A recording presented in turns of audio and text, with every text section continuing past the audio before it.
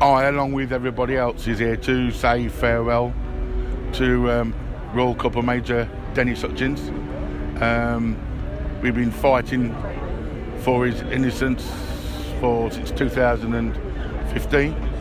Unfortunately, he passed away during his court case over in Belfast a couple of weeks ago, and we've all come down here today, and this is just a few at the moment, but Dennis will be arriving about 12:30 with about 2,000 motorbikes from Rolling Thunder, who will be escorting him on his last parade.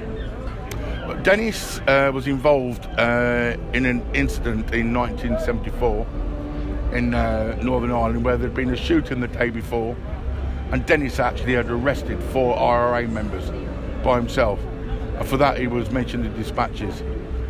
He arrested them without firing a shot. The following day they're still on patrol in the fields and farmlands around that area, and it's not unusual of the Sinn Féin IRA to put out further people to tease the army and test the army the following day. And they came across a person who the army thought, the patrol thought was an IRA Sinn Féin member. And due to circumstances, shots were fired. Dennis at no time fired the shot that killed the guy. Unfortunately, the guy did have a mental disability, which is sad, but he'd been set up by the IRA to tease the army patrol. He was shot, and unfortunately he died. The rest of Dennis's patrol, including the guy who actually shot John Cummins, have already passed away. Old age, cancers, that sort of stuff. And Dennis was a remaining member. Dennis was investigated twice and found he had no case to answer. He even had a letter from the MOD saying, "You will no longer and you will not ever again be questioned about that." Well, he wasn't until 45 years later, when at 8 o'clock in the morning he was cooking breakfast for his grandchildren and his partner in Cornwall around the kitchen table. Knock on the door. Dennis said, "Oh, what's going on here? Come in for a coffee." He didn't know what was going on. 16 police officers turned up, arrested Dennis, and searched his house 45 years later. What they expected to find, I don't honestly know. But instead of doing what they should do if you're arrested, you're normally taken to the nearest police station.